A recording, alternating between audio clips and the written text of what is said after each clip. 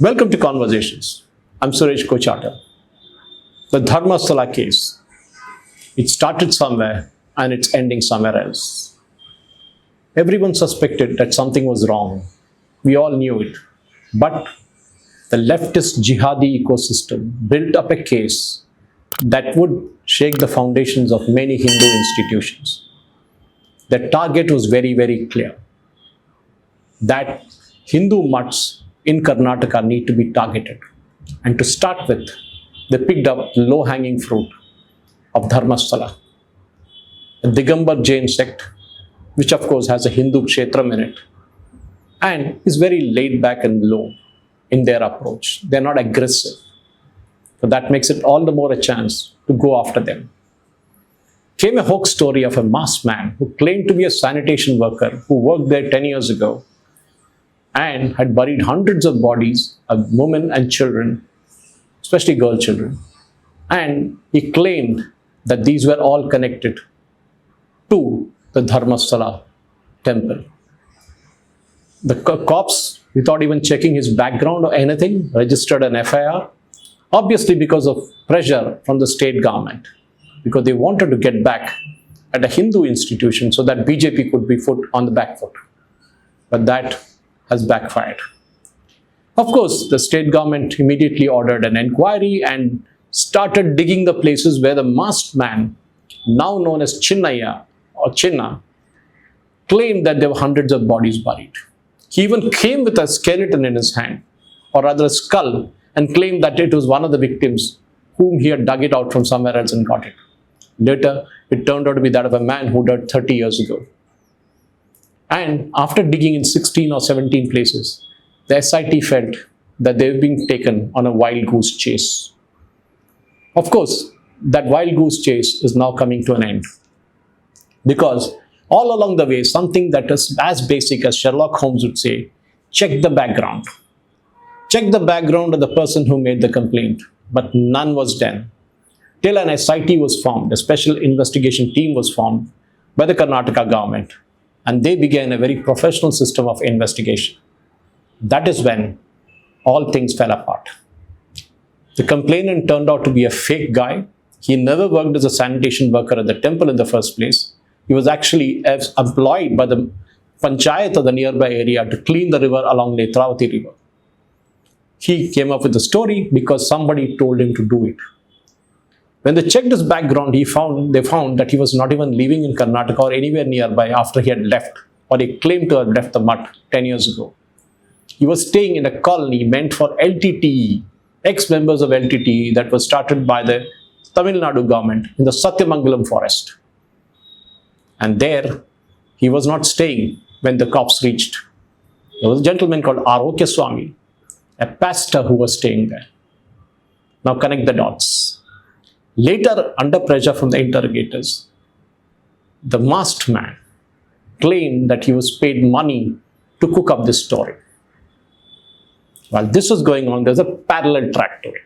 Sujata Bhatt, a lady who popped out of nowhere, claiming that her daughter Ananya Bhatt was also a victim to the sexual escapades at Dharmasthala, the so-called sexual escapades.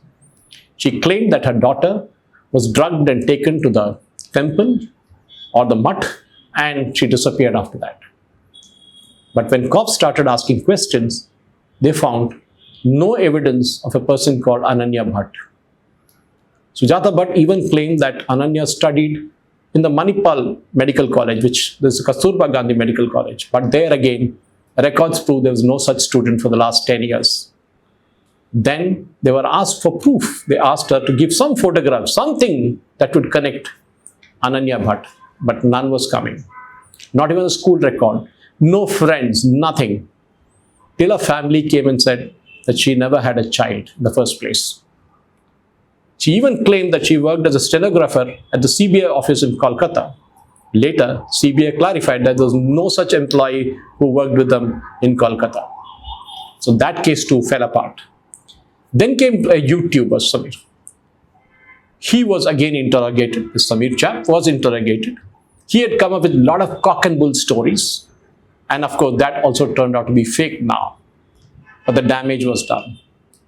A lot of the people behind this seem to be from northern Kerala, belonging to a particular community, who set up teams, dedicated teams to follow up this case. They were called the action committees. Ananya Action Committee and various other committees formed in Kasargod, Malabar area, that is, Calicut and nearby areas, were all kind of moving towards Dharmasthala, camping there along with the media from Kerala, including the Islamic jihadi media called Media One. Why that? These people even got Al Jazeera to come all the way to Dharmasthala and create a story that thousands of women were killed in a Hindu temple in Karnataka. And that story was taken internationally. Of course, Al Jazeera will not now come up with an excuse, or rather say sorry for that coverage, which was biased, which is wrong, and which is deliberately fake. Ladies and gentlemen, and this is for Hindus, this is a message for Hindus, the so-called secular Hindus, who sit in the drawing rooms and claim that they have nothing to do with the Bajrang Dal or the Vishwa Hindu Parishad or RSS or even BJP. That's fine, you have your own politics. But remember what happened to the Jews in the Second World War and after that. Something similar will happen to these secular Hindus. Because one day, when the knock hits their door, that's the day they will realize that they will also turn out to be a victim. This case in Dharmasthala was aimed at destroying that Hindu culture around that place so that the Islamic jihadists who had moved in from Kerala could create havoc. A large population, the demography of southern Karnataka, the Dakshina Karnataka, which includes Udupi and Mangalore and other places up to Kundapura, have changed beyond recognition. SDPI is everywhere, the political arm of the banned PFI, whose support Siddaramaiah government took at various occasions, including what we saw when the Tipu Sultan celebrations were restarted. And of course, we saw the various cases where girls were wearing hijabs and taking it off and all that kind of issues came up. There again, all these elements were there, supporting the hijab. The question now needs to be asked is, should this case be handed over to the NIA, the National Investigation Agency? It should be, because now it's an interstate case. There are roots of this starting from Kerala, from Tamil Nadu, an MP from there who is said to have started all this, and a meeting held in Delhi with this lady Sujata Bhatt, this masked man Chinnaya, and two others who traveled to Delhi to meet somebody senior in the Congress party apparatus, and a senior lawyer too. The affidavit that was submitted by this masked man in the police station at Dharmasthala and Beltangadi showed that it was written by a professional lawyer. So this man was not educated. It was dictated and by him, of course, modified by the lawyers and submitted to the police saying that the 1,000 women he buried there. Now we need to walk backwards and check who all were involved in this.